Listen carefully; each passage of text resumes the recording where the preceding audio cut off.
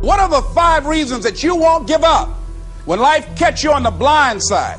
When the messenger of misery visits you, what are you going to do? What will keep you in the game when life knocks you to the canvas?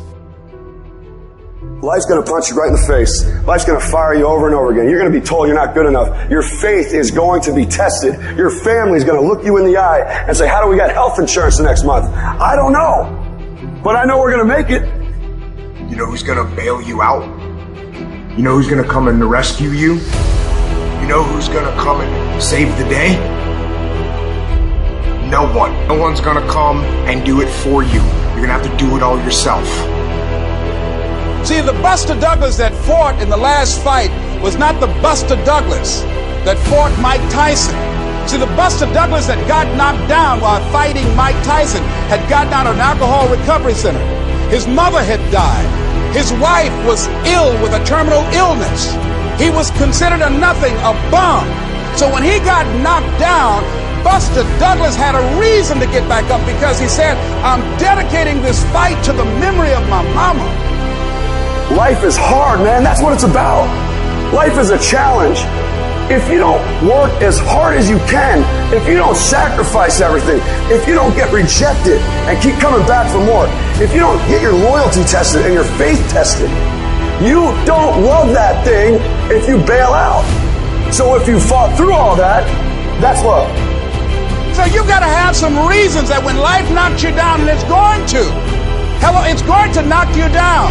When people disappoint you, and that's going to happen. When they betray you, and that's going to happen. When they lie to you, and that's going to happen. When they say, oh, you can count on me, and they won't show up, and that's going to happen. When you want to throw in the towel and give up yourself, and that's going to happen.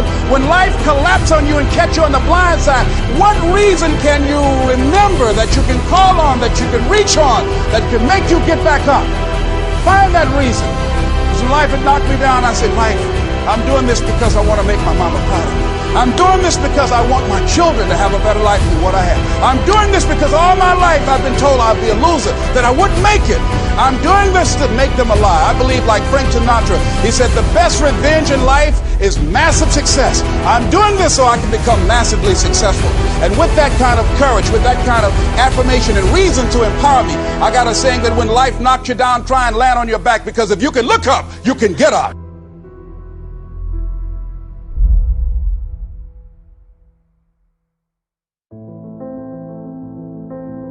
You don't have to be grim, but you do have to be serious.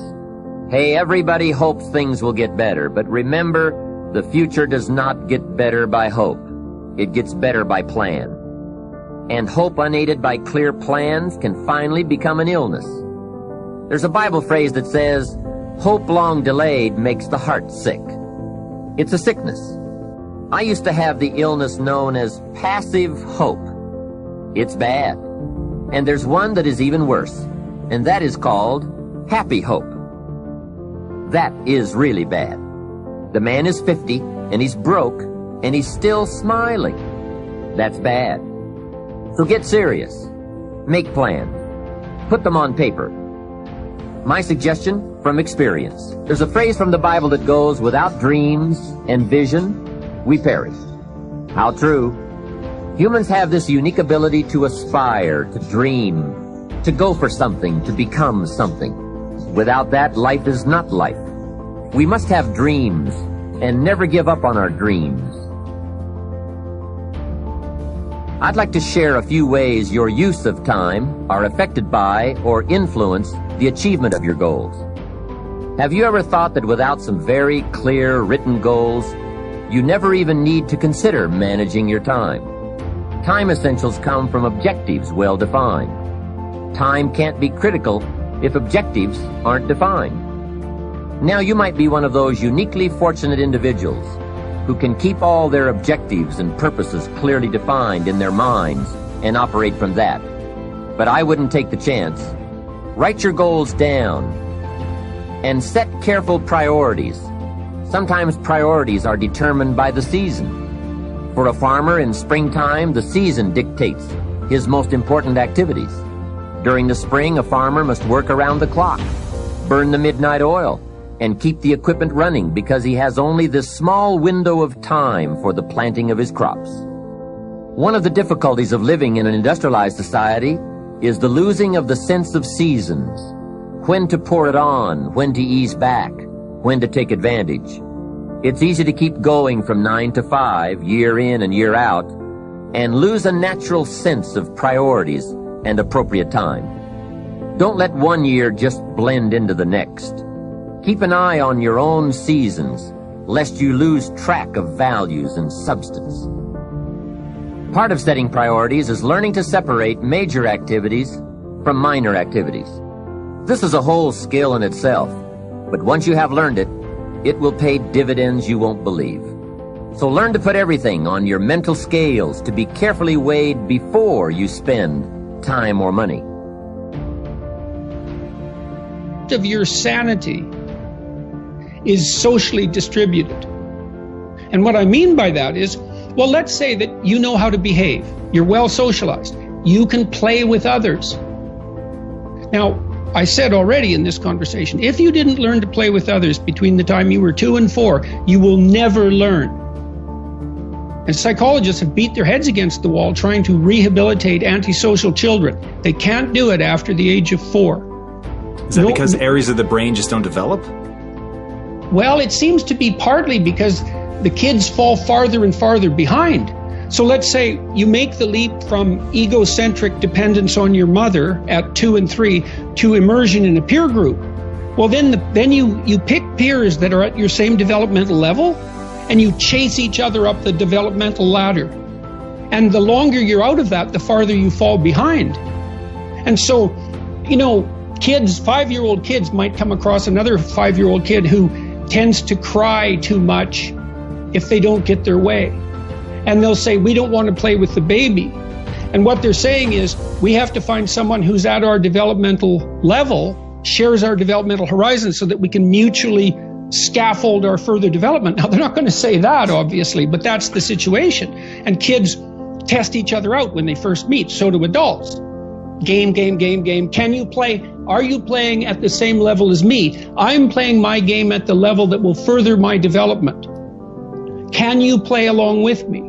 If not, well, maybe you're lower in status and I can pull you up as a mentor. Maybe you're higher in status and I can learn from you. But if you're a peer, we can play together. Anyways, if you're acceptable to your peers and you behave well, they'll accept you. And then they tell you all the time if you're acting appropriately. You know, if your jokes are funny, if you're dominating the conversation, if you're bringing something of value to the table. And all you have to do is pay attention to the social cues, and you'll keep yourself regulated. And at the end of the day, you're going to get what you focus on. They're both true. This is both the most amazing time that's ever happened, ever in recorded history. And yet real things that are terrifying are also happening. But where you put your energy, where you put your attention, where you put your focus, is going to determine what you see. And that is the most fascinating and the most important thing you have to understand about the way that your mind works. You get what you focus on. If you focus on the things that are bad, they will become real. They will become exaggerated. They will begin to monopolize your thoughts. You'll see them everywhere. It's called the reticular activating system. Your mind is literally designed to pay attention to the things that you notice. Once you notice a certain car, you see it everywhere. Once you notice a certain dog, you see it everywhere. Once you hear a certain name for the first time, suddenly you realize that that name has been all around you this entire time. But now that you're focusing on it, now that you're looking for it, it is everywhere. So whatever you look for, it's going to be everywhere. If you look for the negative, it'll be there. But if you look for the positive, it will overwhelm you.